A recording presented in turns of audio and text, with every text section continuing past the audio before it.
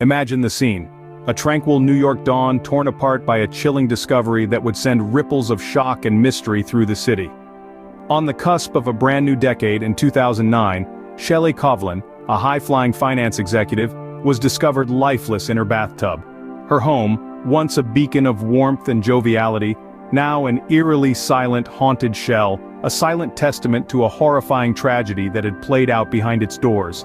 This home, which was now a cryptic puzzle with more questions than answers, more lingering shadows than rays of light.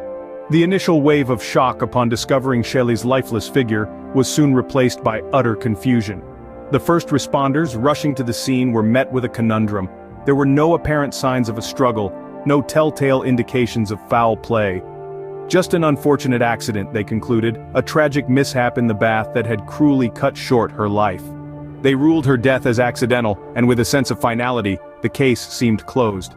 In respect of her Jewish faith, Shelley Covlin was hastily cremated, without an autopsy, without the chance for a dignified farewell. As the flames engulfed her mortal remains, the last physical reminders of her existence were reduced to mere ashes, leaving behind a void filled with hushed grief and an unsettling sense of unease. But as the mourners dispersed, and the ashes cooled, a disturbing revelation slithered out from the shadows, chilling the very air. A revelation that would rip apart the veil of an accidental death and pull this case into an abyss of suspicion and doubt. You see, Shelley Covlin possessed a fear, not a fear of the darkness nor of death, but a deep-rooted, palpable fear of her estranged husband, Rod Covlin. This fear was so gripping that she had penned a will, severing all ties with him, just day prior to her untimely death. This shocking revelation, this fear, cast a long, ominous shadow over Sheila's death. It birthed a chilling, haunting question that hung heavily in the air, growing louder with each tick of the clock, refusing to be snuffed out. As the ashes cooled, questions began to smolder. Was Shelley Covlin's death truly an accident, or was there a sinister plot hidden beneath? Fast forward to 5 years later, a chilling call reignites a cold case. It was an ordinary summer day in 2014 when the New York Police Department received a call that would change the course of their investigation. The voice on the other end of the line was none other than Deborah Holmes. Little did they know, this unexpected call would breathe new life into a case that had lain dormant for half a decade, a case that had begun to gather dust in the cold case files of the NYPD. Holmes claimed to have crucial information, a piece of evidence that could potentially crack the case wide open. The detectives, intrigued and hopeful, arranged to meet her. As it turned out, Holmes was not just any caller.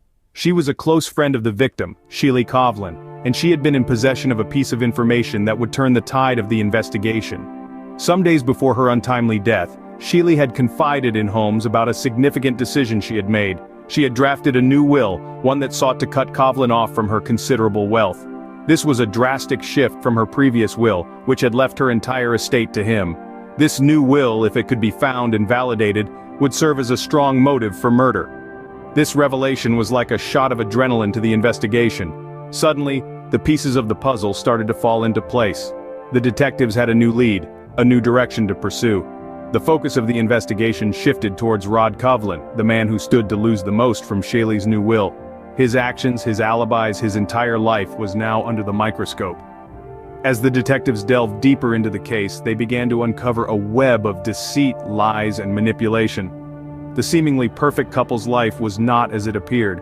The veil was slowly being lifted, revealing a darker, more sinister reality. The tides were beginning to turn, and the spotlight was squarely on Rod Covlin. The NYPD, armed with new information, dives back into the murky waters of Shelley's death. With this fresh lead, the investigation into Shelley Covlin's untimely death was reopened. The investigators, once beleaguered by the stagnant progress of the case, found renewed energy. Their first course of action? A bold and controversial decision: the exhumation of Shelley's body. This was an emotionally charged move, a drastic step that promised to unearth more than just a body, but potentially, the truth. The second autopsy was performed with painstaking precision. Every detail was scrutinized, every piece of evidence re-examined under the harsh light of forensic science. The forensic pathologists were looking for the silent whispers of violence, the subtle signs of foul play that may have been overlooked in the initial autopsy. And the body, even in death, had a story to tell. The findings of the second autopsy were as chilling as they were illuminating. The medical examiners discovered signs of strangulation, a revelation that sent shockwaves through the case. This wasn't a simple drowning as previously determined. This was homicide. This new evidence breathed life into the dying embers of the investigation. The detectives, now more determined than ever, methodically pieced together the puzzle. They revisited the crime scene, re-interviewed witnesses, and reanalyzed every shred of evidence. Every lead was pursued with relentless determination, every avenue explored. And as the investigation deepened, a pattern began to emerge. One name kept cropping up, one figure loomed large over the proceedings. Rod Covlin, Sheila's estranged husband. He was the common denominator, the thread that tied the disparate pieces of evidence together. His actions, his words, his behavior, everything began to paint a picture that was difficult to ignore. The net was closing in. The detectives felt it. The evidence was mounting, the case growing stronger with each passing day. The once murky waters were starting to clear, and the truth was beginning to surface. The evidence was mounting, and it all pointed in one direction: Rod Covlin. As the courtroom doors swing open, the stage is set for a dramatic showdown. The hallowed halls of justice are no stranger to tales of deceit and betrayal, but the case of Rod Covlin is one that would leave even the most seasoned veterans aghast. The trial unfolds like a gripping narrative, each day bringing new revelations and damning pieces of evidence into the spotlight. The prosecution presents its case with a surgical precision, methodically building a narrative that paints Covlin as a calculating and cold-hearted murderer. The cornerstone of their case, the suspicious circumstances surrounding Shelley Covlin's death, the inconsistent stories from Covlin, and the chilling motive of greed. The defense, however, is not without their own strategies. They attempt to refute the allegations, casting doubt on the prosecution's claims and questioning the validity of the evidence.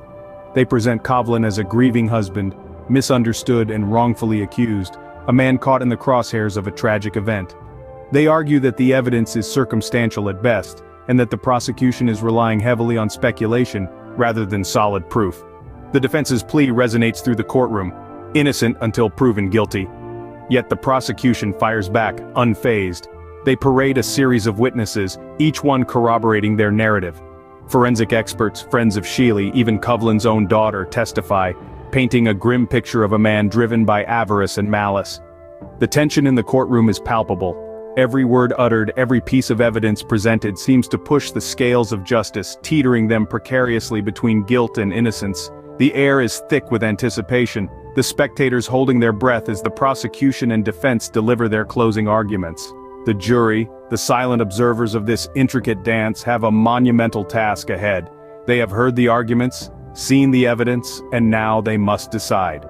Is Rod Covlin a victim of circumstance or a cold-blooded killer? The jury had heard it all, and now the fate of Rod Covlin hung in the balance. In a hushed courtroom, anticipation hangs heavy as the verdict is about to be delivered. The case that had gripped the city, the tragic tale of Shelley Covlin, was reaching its climax. The trial had been a harrowing journey, not just for those directly involved, but also for those who had followed it closely, holding their breath for the final outcome. The jury, after an exhaustive deliberation, returned with a verdict. Rod Covlin, the man at the heart of this tragic story, was found guilty. The charge was second-degree murder. The courtroom, filled with a tension that had been building up over the course of the trial, erupted into a mix of gasps and sighs. The gravity of the verdict was felt by all present, a stark reminder of the brutal reality of the crime committed. Covlin's sentence was severe, reflecting the severity of his crime. He was sentenced to 25 years to life in prison, with no possibility of parole. This sentence, while just, could never fully compensate for the loss of Shelley Covlin, a vibrant woman whose life was cut short in such a brutal manner. The aftermath of the decision was a whirlwind. The victim's family, while relieved at the outcome, were left to grapple with the harsh reality of their loss. The community too was left shaken. This was a crime that had hit close to home, a grim reminder of the darkness that can lurk beneath the surface of even the most seemingly peaceful communities. The impact of the case was far-reaching. It served as a startling wake-up call, prompting renewed efforts towards ensuring the safety and security of citizens, and a reassessment of the measures in place to prevent such heinous crimes. The echoes of this case continue to reverberate, serving as a solemn reminder of the preciousness and fragility of life. In the end, justice was served, but the echoes of this heartbreaking case continue to resonate.